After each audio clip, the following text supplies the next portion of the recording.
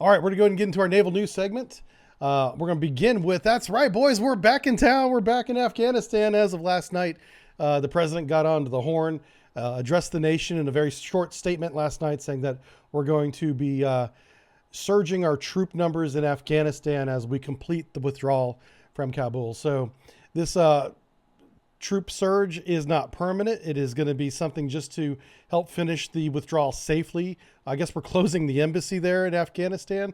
So we won't even be having diplomatic ties, apparently, with whoever runs that country next.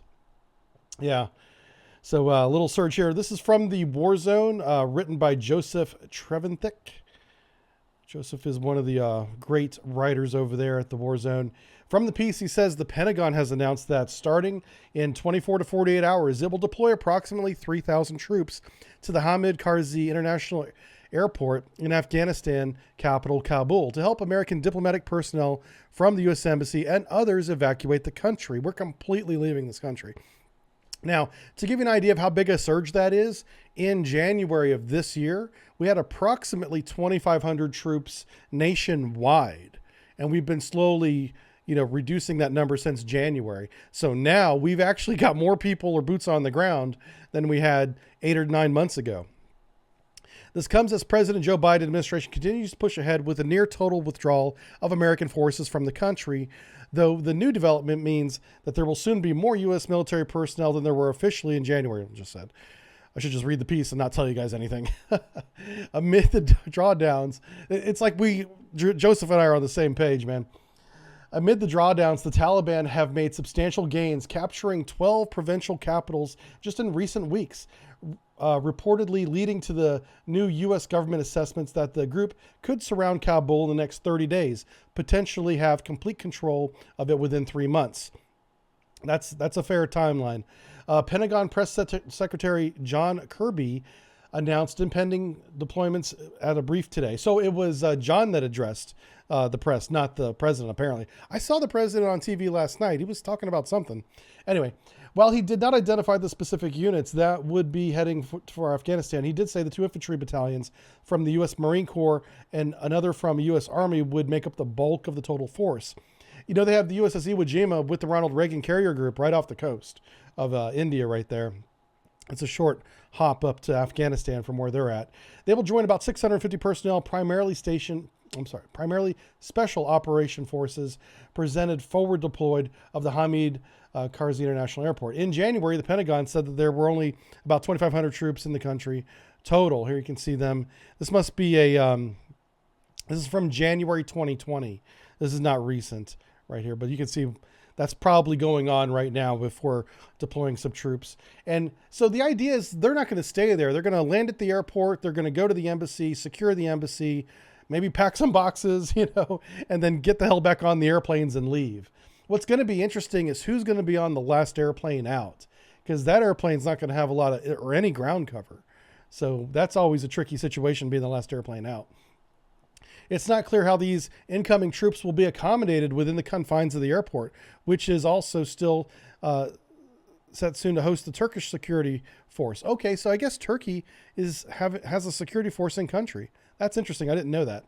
In July, the U.S. military notably withdrew entirely under conventional circumstances from Bagram Airfield just outside Kabul, which has served as a major hub for Americans and coalition forces in the region for nearly 2 decades.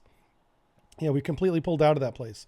All these troops will be under the command of the U.S. Navy Rear Admiral Peter Vasily and SEAL, who presently in charge of the U.S. Afghan forces forward. Earlier this year, as part of the ongoing withdrawal effort, the Pentagon shifted responsibility for day-to-day operations to the Afghans directly in Afghanistan, directly to the U.S. Marine Corps General Frank McKenzie, the head of U.S. CENTCOM, based out of Tampa. Unless they moved that. I think it's still based out of Tampa. Moved the U.S. Forces Afghanistan headquarters to Qatar. So we are going to have a U.S. Afghanistan headquarters still, I guess. I don't know why we would continue to have that. That country is now hosting the main office responsibility of U.S.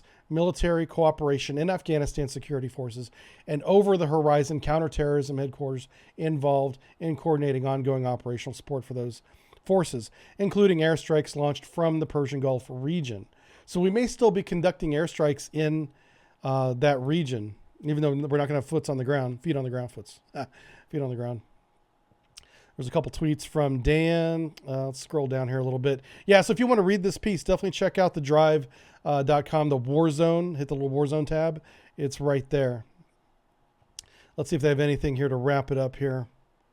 The Army Infantry Brigade combat team from Fort Bragg in North Carolina almost certainly will be the brigade of the 82nd Airborne Division presently assigned to the Immediate Response Force, or IRF, will also move somewhere in the region to be in position to respond if needed. The IRF is an extremely high readiness contingency response force that is on alert for deployment anywhere around the world, utilizing U.S. Air Force airlifters at all times. Press Secretary Kirby has insisted that these developments reflect a narrowly defined mission and no constitute the official non-combatant evacuation operation, or NEO. That is the formal team of U.S. military uses for the missions to pull out of the American nationals. Okay, so they're just in there to get them out, is what they're saying. Okay, got it. Sometimes reading this political speech is baffling to me. All right, like I said, I'm not going to read the whole piece to you. Oh, but here's a really good picture of the provinces. So here we go. There's Kandahar down there. And there's Kabul. Yep. And the red, this is under Taliban control. So, yeah, you can see how Taliban are just slowly, they're moving in from all directions. Yeah, the country is clearly going to be ruled by the Taliban, I'd say by the end of the year, if not sooner. All right, let's see what chat has to say about this. See, Zulu says, hey, subbrief. William Spenlove here. Glad to finally catch your brief live on Twitch. Been following along on YouTube for a while now. Well, welcome, Zulu. Glad you could make it to a live stream. Yeah, we're here every Monday, Wednesday, and Friday, 10 a.m. Eastern Time. And we usually go for about 4 hours. That's our average. See, J4 says nobody wanted the U.S. to build a nation in Afghanistan. That's not why. The reason why we were in Afghanistan, I think, standby moderators, about to say an opinion on the internet, and that tends to trigger things. I think we were there to sell uniforms and bombs. We're going to give bombs to people, which we did from 30,000 feet, and then dress up their Afghani troops in American uniforms, because there's a lot of money to be made to the military-industrial complex, not just in bullets and bombs, but also outfitting thousands of troops is extremely profitable. That's a big part of military profiteering. So we got to find another country now to, train their army and sell them uniforms. That's going to be the next thing. That's really what I think we had been doing in Afghanistan for 20 years. I don't think the goal, I think all the military minds understood that Afghanistan is where empires go to die, and we weren't going to be the one exception to that rule. No, we were there to, use up our old bombs before they expired and sell some uniforms.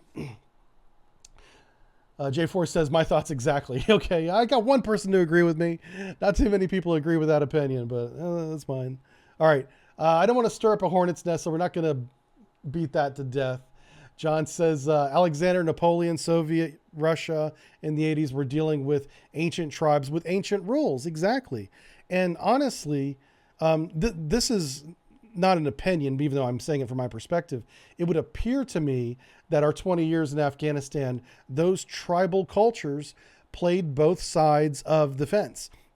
You had the Taliban and all the fractions that make up the Taliban on one side, and then you had the U.S. coalition forces, whether it's UK, Germany, Australian, American forces, Canadian forces, paying money, cash, to these tribal leaders to not shoot guns at the American outpost over there on the hill. They were taking our money and not shooting. And then Taliban would sneak in and be like, hey, here's an RPG. It'd be great if, you shot it at night over to that complex over there. And, they either threatened them with violence for doing that, or they paid them. So they were taking money from both sides. And the people in the middle, I suppose you could have some sympathy for, but had they simply chose a side, they could have forged their future with either the United States and become a developed country, or with their current choice, they chose the Taliban pretty clearly, because that's who they have left, because we're leaving. So now they can take the Taliban money, if it's even on the table anymore, and live under Taliban rule. They got what they wanted, whether they know it or not. That's my position on it. All right, now that could start a firestorm in chat, so we're not even going to bother. We're just going to go on to the next story.